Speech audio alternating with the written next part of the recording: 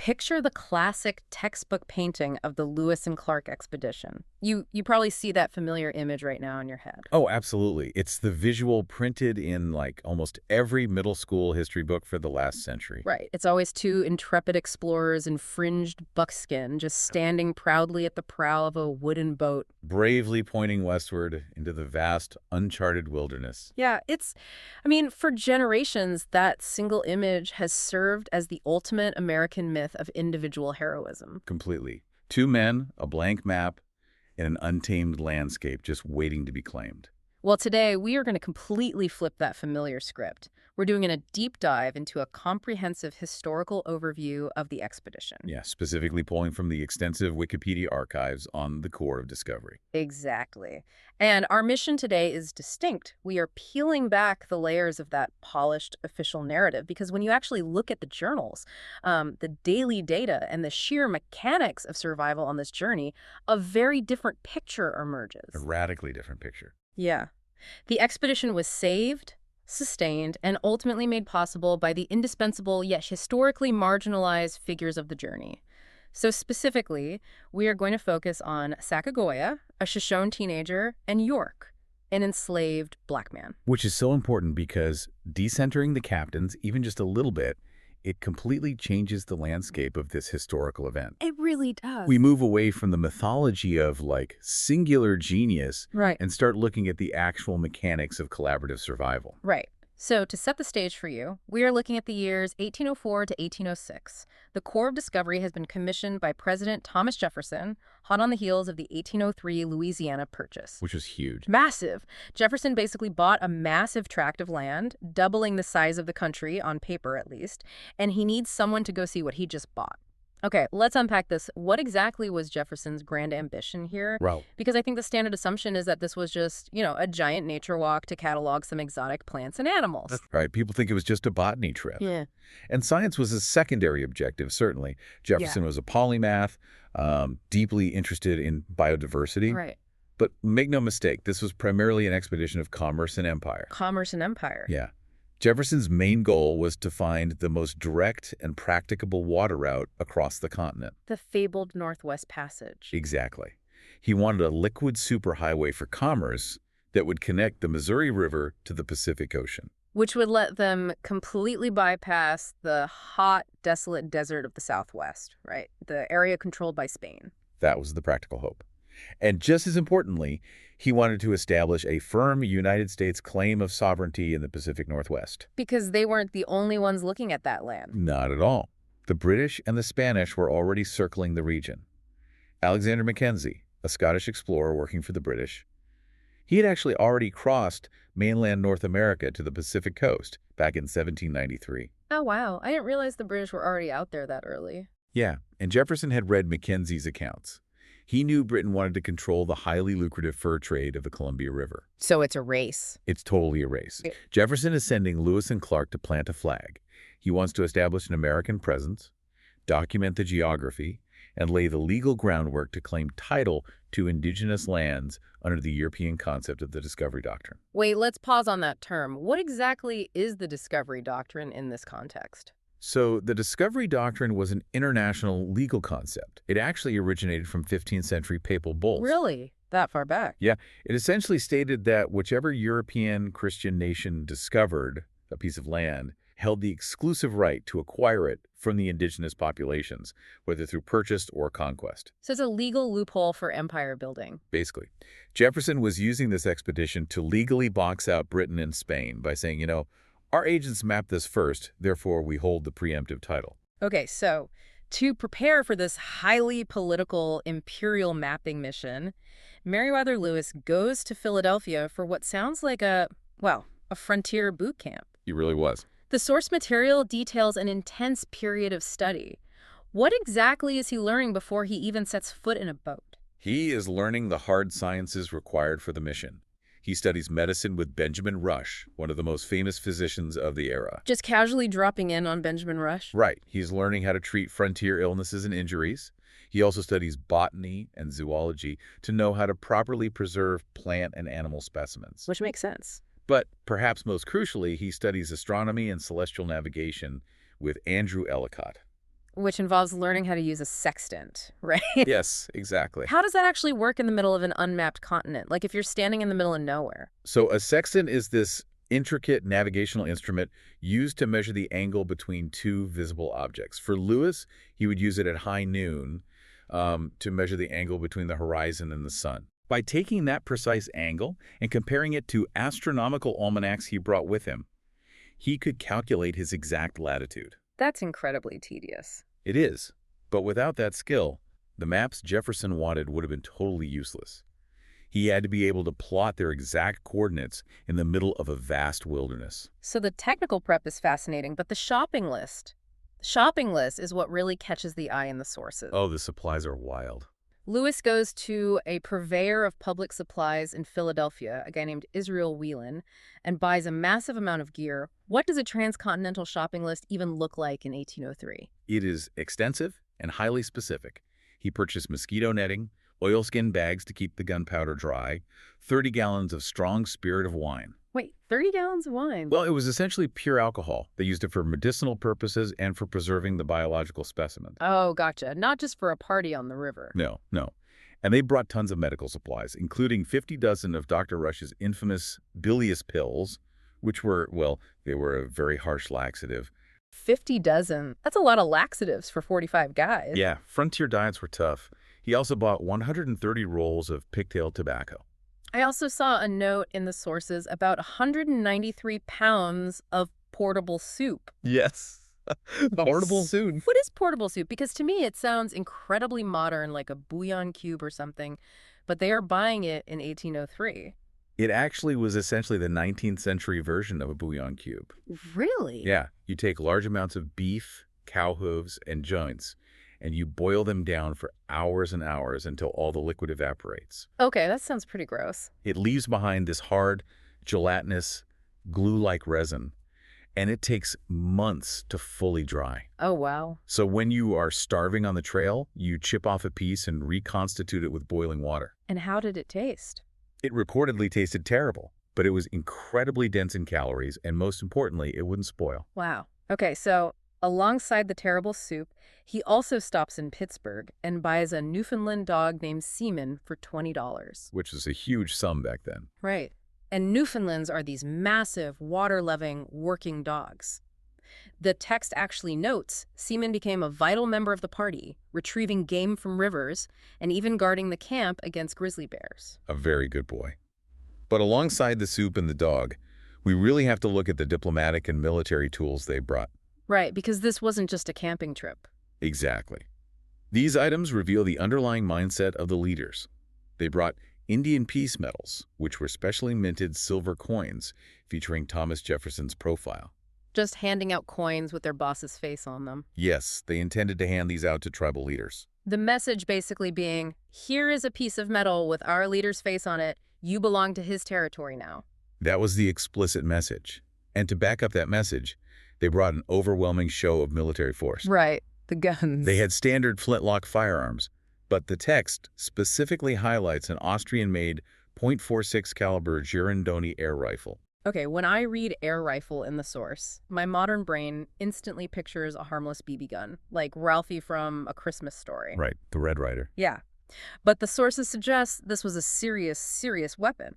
How did a 19th century air rifle actually work? It was a piece of advanced, lethal military technology. The Girondoni did not require black powder. Meaning no smoke. No smoke. And it could fire rapidly, even in heavy rain, where a traditional flintlock would be totally useless. Yeah. It had a 20-round tubular magazine. A 20-round magazine in 1803? How are they powering it without, like, a modern air compressor? The buttstock of the rifle was actually a detachable iron-air reservoir. To pressurize it, a soldier had to attach a specialized hand pump and pump it about 1,500 times. 1,500 times, by hand. By hand. But that gave it enough pressure to fire 20 heavy lead balls in rapid succession, with enough lethal force to drop an elk at 100 yards. That is insane. It was a shock and awe weapon.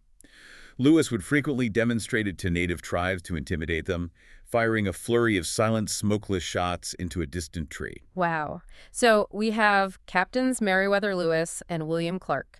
They are military men on a surveillance and sovereignty mission. Yes. And they are explicitly instructed to inform the native peoples that the land they have occupied for thousands of years now falls under the jurisdiction of the United States. Right. And that a man named Thomas Jefferson, sitting thousands of miles away, is their new great father.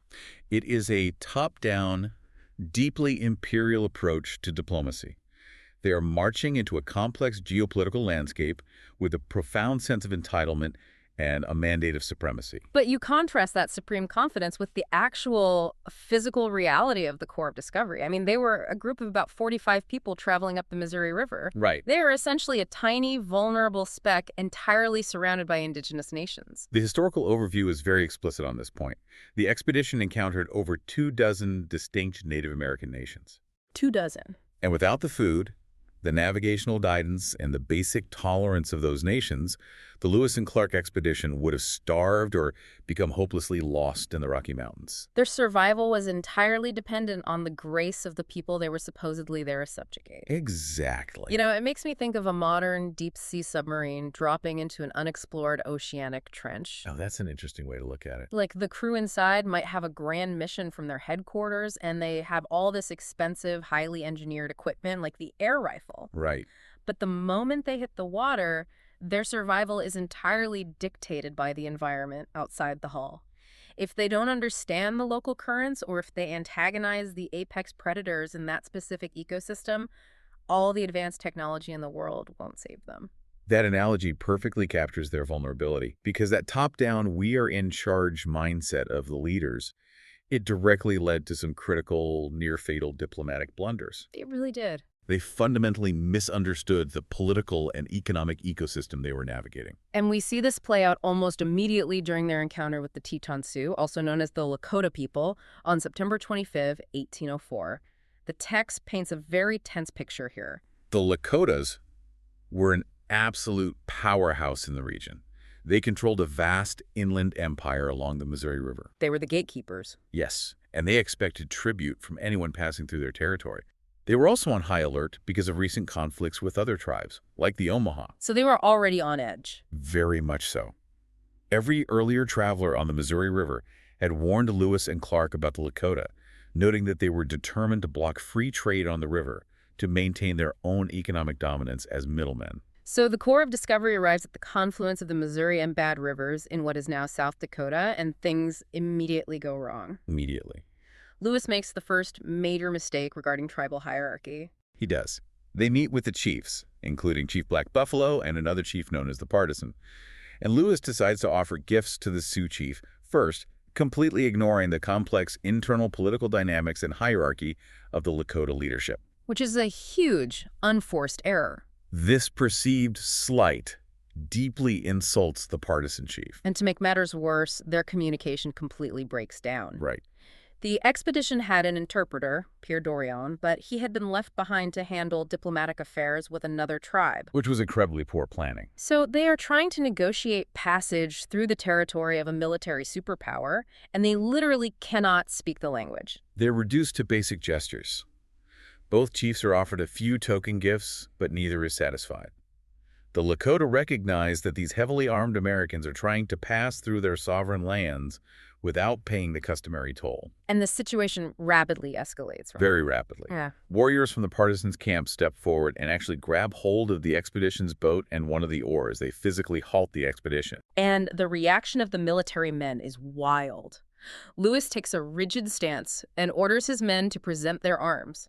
Yeah. Clark goes even further. He draws his sword and actively threatens violent reprisal. You have 45 guys on a boat surrounded by an inland empire of warriors, and Clark is just waving a sword around. It was a disastrous miscalculation. A violent, likely fatal fight was only narrowly avoided because the primary Lakota chief, Black Buffalo, intervened. Thank goodness someone had a cool head. Truly. He de-escalated the situation by ordering his warriors to back off.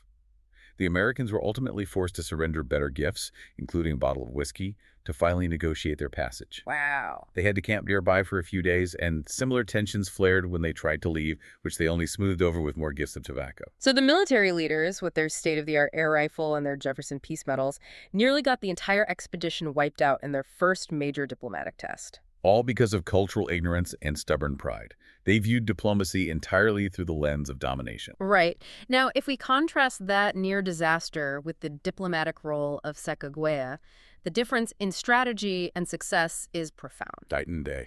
Let's bring her into the story. The Corps spends the winter of 1804 to 1805 at Fort Mandan near present-day Washburn, North Dakota. Right. This is where they meet a French-Canadian fur trapper named Toussaint Charbonneau and his young Shoshone wife, Sacagawea. They hire Charbonneau as an interpreter, and Sacagawea joins the expedition. The circumstances of her joining are incredible. She is a teenager, and she is heavily pregnant. Yeah, that detail always blows my mind. Right. On February 11th, 1805, shortly after making contact with the expedition, she goes into a slow, difficult labor. There's a very specific medical detail in the sources regarding this, too. Charbonneau suggests giving her a traditional potion made from the pulverized rattle of a rattlesnake to speed up the delivery. Which sounds terrifying. It does. And Lewis happens to have a snake's rattle among his collected specimens, so he provides it. They administer the potion, and shortly after, she delivers a healthy boy named Jean-Baptiste. It is a remarkable scene. This military encampment, bracing for an arduous transcontinental push, suddenly centers around the birth of a child. Yeah. And this child, Jean-Baptiste, becomes a crucial, albeit unintentional, element of their survival strategy. What's fascinating here is how her role is often misunderstood. How so? Well, the text notes that while popular culture often mythologizes Sacagawea as this magical wilderness guide pointing the way— Like a living GPS. Exactly, which historians argue is a huge exaggeration. Her true immense value was as a translator, and more importantly, through what the sources call visual diplomacy. How does visual diplomacy work in this context? The primary source material explicitly states that the sight of a woman and her infant son served as a universal sign of peace to the indigenous nations they encountered. Well, that makes total sense. You have to consider the perspective of the tribes living along the riverbanks. If scouts see a strange, massive wooden keelboat approaching, filled with heavily armed men wearing unfamiliar uniforms and carrying bizarre weapons, Every instinct dictates that this is a war party. right, it looks like an invasion force. Yeah. But if they look closer and see a teenage native woman sitting calmly among these men holding a newborn baby, it instantly changes the calculus. Because war parties do not travel with infants. Precisely. Her mere presence communicated a peaceful mission far more effectively than any silver medal or display of an air rifle. Wow. She was a living, breathing testament to their non-hostile intent. She dismantled the threat of violence just by being there. The cognitive dissonance in the official journals regarding her is striking, though. The sources show that Meriwether Lewis, the man whose life she was actively safeguarding, presented a somewhat negative view of her in his writings. He did. He frequently minimized her contributions. The journals broadly use highly derogatory terms like square, a phonetic spelling of a slur, or savages, to describe Sacagawea and the other indigenous peoples they relied upon. It reveals the deep systemic prejudices of the era. The captain struggled to conceptualize a young indigenous woman as an equal or a vital asset, even while relying entirely on her grace, her linguistic knowledge, and the peaceful image she projected to secure their safe passage.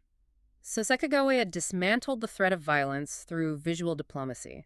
But A keelboat is a massive, heavy wooden riverboat, sometimes over 50 feet long, designed to carry tons of cargo.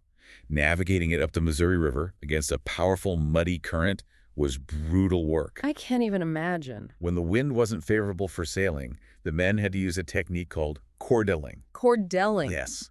They would attach a long, heavy rope to the mast of the boat.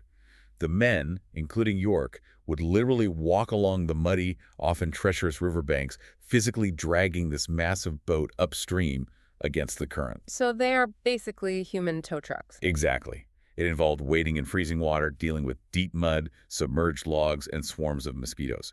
York did this backbreaking labor alongside the enlisted military men. And furthermore, the text highlights that he was a vital hunter for the group, tracking and killing game to keep 45 people from starving. So he is performing the intense physical labor of a pioneer. But his role went far beyond hauling ropes and hunting. York had a unique and profound diplomatic influence on the native tribes. He did. York proved incredibly popular with the Native Americans they encountered. For many of the tribes in the deep interior of the continent, York was the first black man they'd ever seen. Right. He became an object of intense, respectful fascination. The sources mention that some native people tried to rub his skin, thinking the dark color was a form of war paint. Yeah, that happened a few times. When they realized it was his natural skin, they were amazed. They viewed him as a person of great spiritual power, sometimes referring to him as big medicine. How did York handle that kind of attention? He engaged with them directly. Instead of maintaining the stiff military distance of the captains, York leaned into the curiosity. That's amazing. He danced for them, he demonstrated his immense physical strength, and he fostered genuine, on-the-ground human engagement.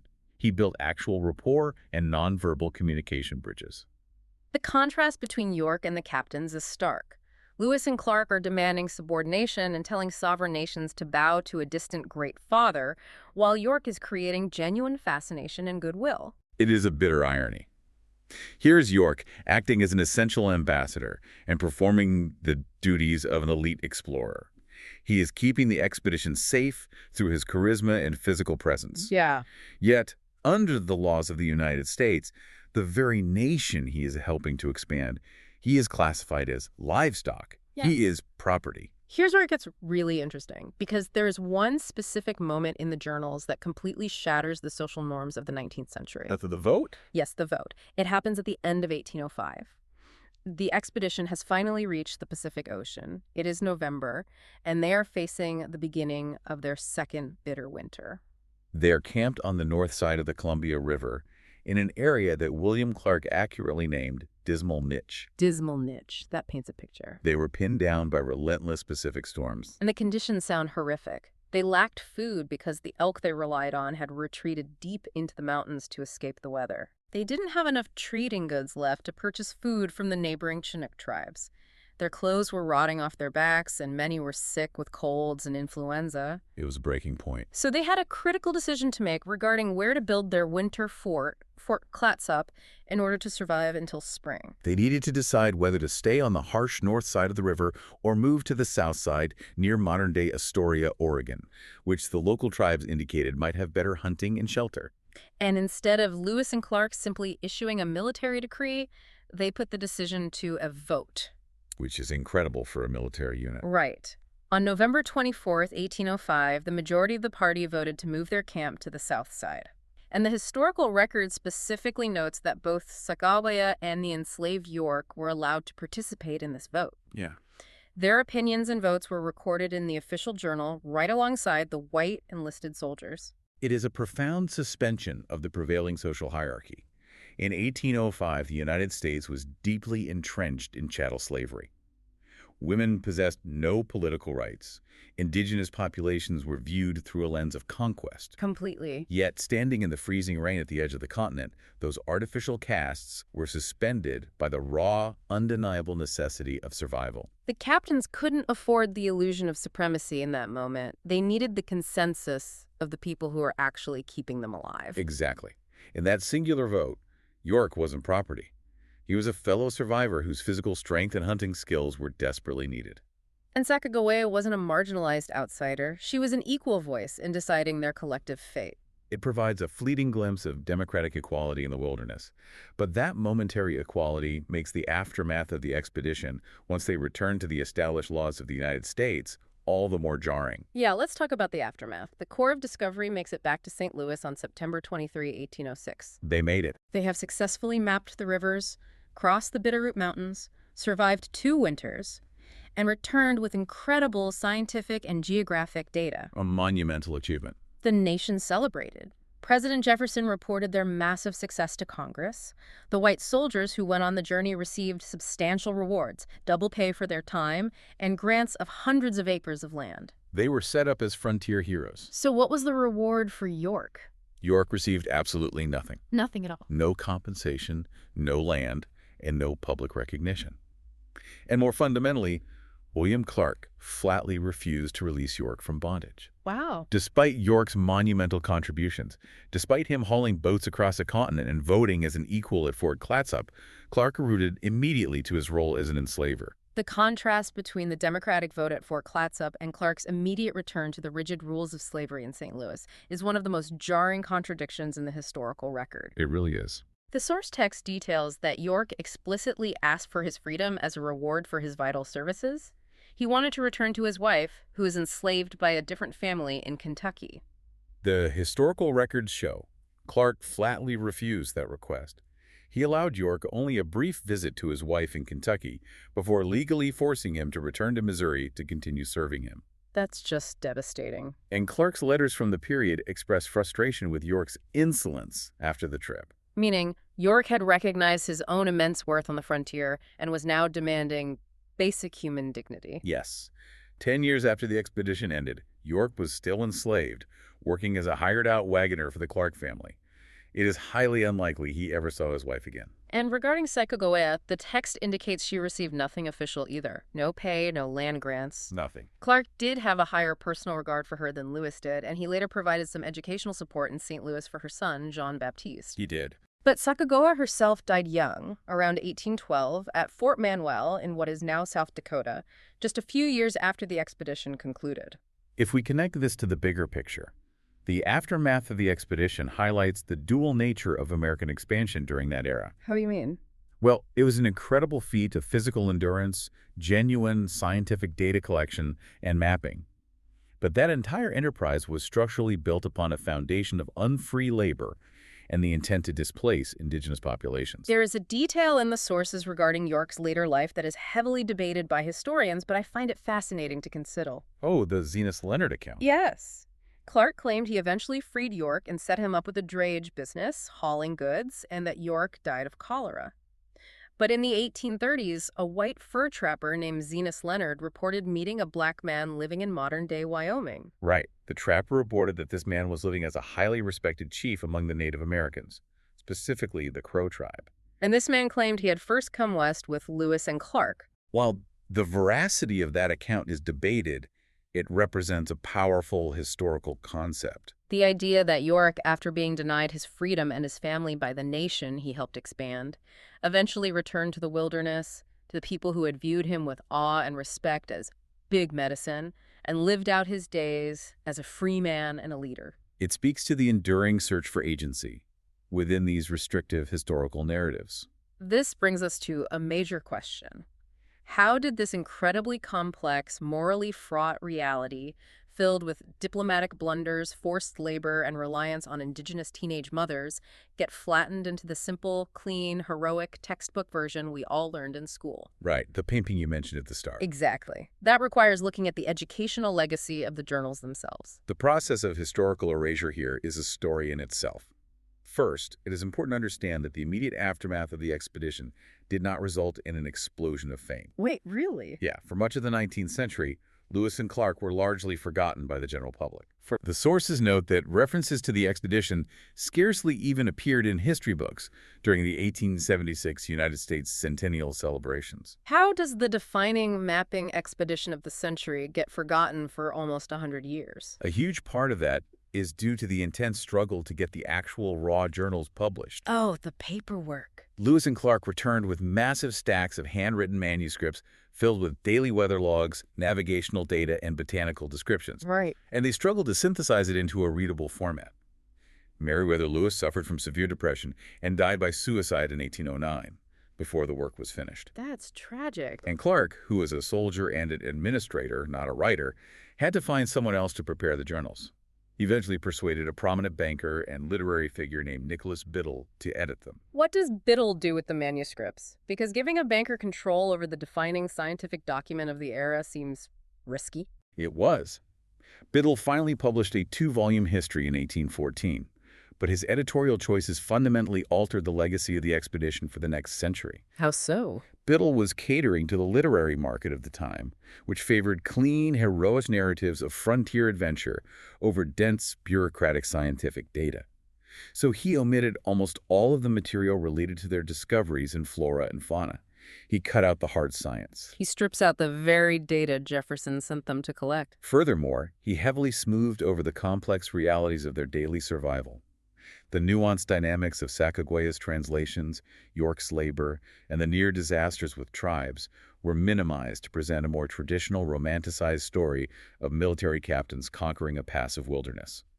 Because Biddle's edited version was the only printed account widely available for the next 90 years, the true depth of the expedition was entirely lost. Completely lost. The sources point out that the expedition described over 200 new plant and animal species. We are talking about the first scientific descriptions of the grizzly bear, the prairie dog, the pronghorn antelope, and the Osage orange tree. Incredible discoveries. But many of those species were later unknowingly rediscovered and named by other scientists who received the historical credit. Just because Lewis and Clark's original meticulous data was sitting unpublished in a vault. Exactly. The public also didn't realize they had created 140 detailed maps or documented encounters with over 70 distinct tribal nations. It wasn't until 1904 when historian Reuben Goldthwaite published the original journals, and then a century later in 2004 when Gary E. Moulton compiled the definitive, comprehensive set of all related documents that the public finally saw the raw, unedited data. And it was during that 1904 period, which coincided with massive national events like the Louisiana Purchase Expedition in St. Louis and the Lewis and Clark Centennial Expedition in Portland, that the modern myth was truly cemented. So the data was finally out there, but the spin was already established. Right. The raw journals were available, but the public celebration focused heavily on elevating the captains as the ultimate American pioneers. They were celebrated almost entirely as symbols of United States expansion and personal adventure. The imperial goals of the mission, the mapping, the claiming of sovereignty under the Discovery Doctrine, became the defining narrative. They were retroactively turned into the mascots of Manifest Destiny. Yes. You see this reflected in the modern educational and physical footprint. We have the Lewis and Clark Public School District in North Dakota. State highways 1804 and 1806 are named after their travel years. There's even a disease-resistant cultivar of the American elm tree named the Lewis and Clark elm. The physical landscape reflects the sanitized narrative. Because of that delayed publication of the full journals, for an entire century, students were not taught about the nuanced realities of Sacagawea's visual diplomacy or York's backbreaking labor in the keelboats. They were written out of the main script, relegated to footnotes. It really makes you think. Is it fair to say that history isn't just what happened, but who gets to edit the journals? I think that is a perfect way to put it. By choosing to omit the complex science and the reliance on marginalized figures, Biddle shaped the American consciousness of the frontier. Today, however, modern students are finally inheriting the complete legacy. Which is so important. With access to the unedited daily entries through the Moulton compilation, the narrative shifts. It ceases to be just a story of two captains. It becomes a highly detailed account of Indigenous alliances, the realities of forced labor, rich botanical discovery, and incredibly messy, collaborative human survival. This raises an important question regarding how we teach the concept of exploration today. What do you mean? Well, do we continue to teach it as the triumph of singular, heroic individuals charting an empty map? Or do we teach it as it actually occurred, as the collaborative survival of a diverse group of people, many of whom were coerced or enslaved, relying entirely on the existing knowledge, food, and grace of the indigenous populations who had lived there for millennia? Right. You cannot discover a river if there is already a thriving nation of people living on its banks who have to show you how to navigate its currents. While an enslaved black man pulls your boat through the mud. And an Indigenous woman translates the directions. Exactly. The raw journals force us to confront the uncomfortable realities of history alongside the remarkable feats of endurance. So to recap the scope of what we've covered today, we started with the imperial top-down mandate of President Jefferson and his captains.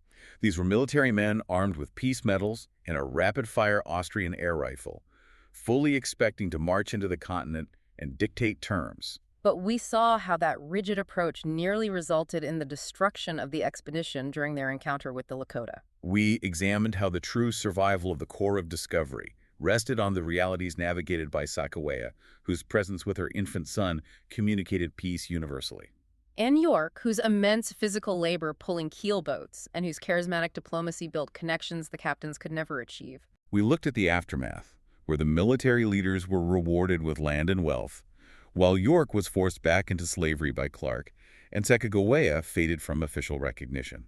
And we traced how Nicholas Biddle's editing of the journals erased the deep scientific data and the complex human dynamics for nearly a century, shaping the simplified myth we see in textbooks today. The full historical record demands a much closer, more critical reading of the original sources. So what does this all mean?